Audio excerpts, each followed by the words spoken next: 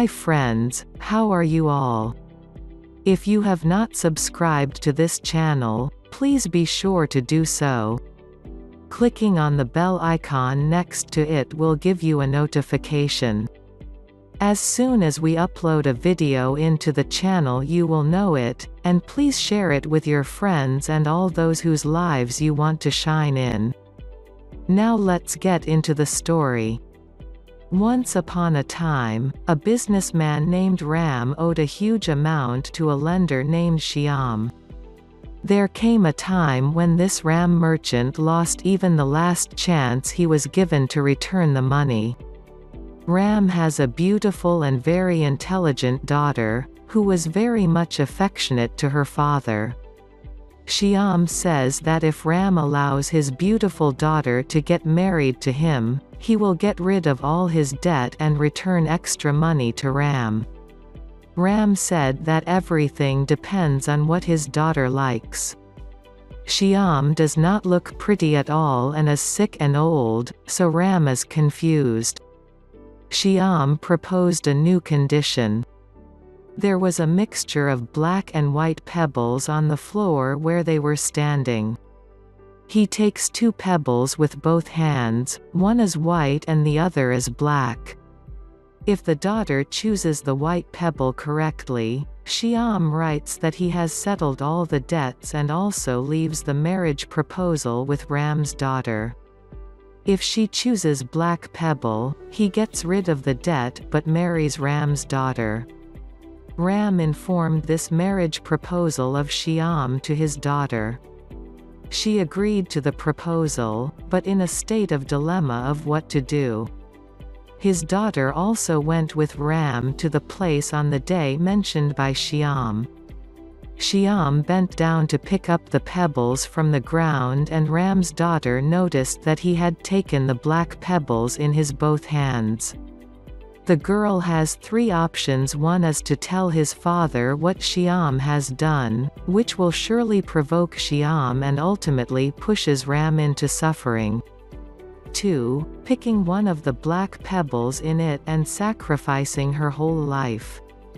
3. Rejecting bluntly to choose a pebble and stand stubbornly, which also pushes her father into a whirlpool of problems. But the work she did completely surprised Shyam. She took the pebble from his hand but, accidentally, dropped the pebble from her hand to the ground without seeing the color of it. She now asked Shyam to see what color pebble was left in his hand to identify the color she had chosen. Shyam had no choice but to show the black pebble in his hand and free Ram from his debt.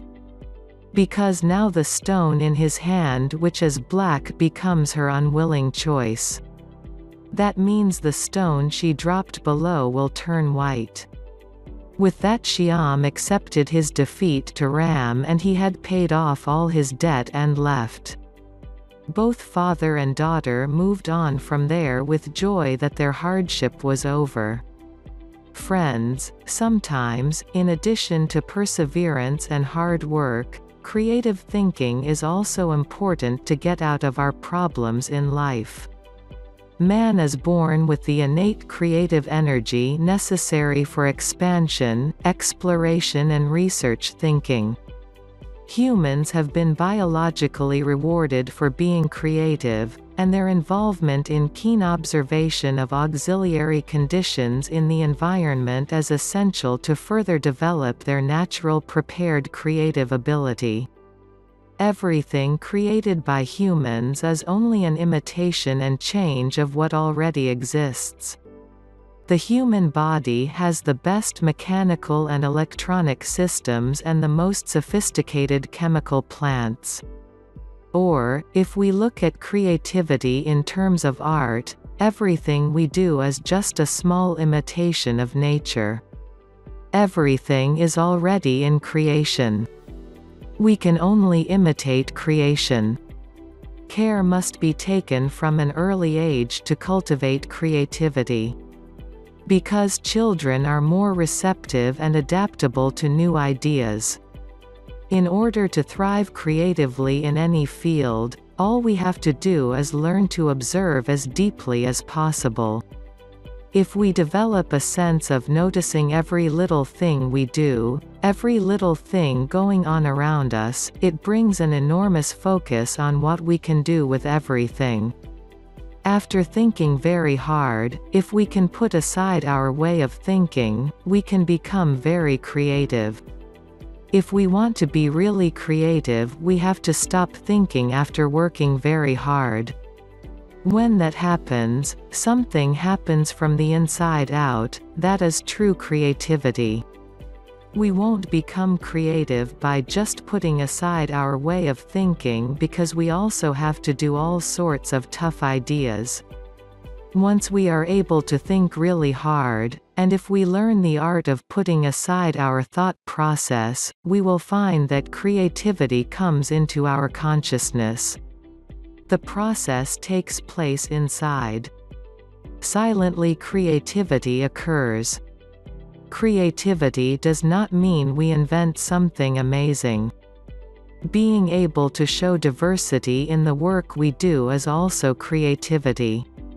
If we develop ways to truly observe at all levels what is happening within us, then we will be very creative. As well as noticing what is constantly going on around us, we see it as a way to be able to do our work more effectively, which makes us creative. Please like, share, and subscribe to my channel. Press the bell icon for notifications. Thank you.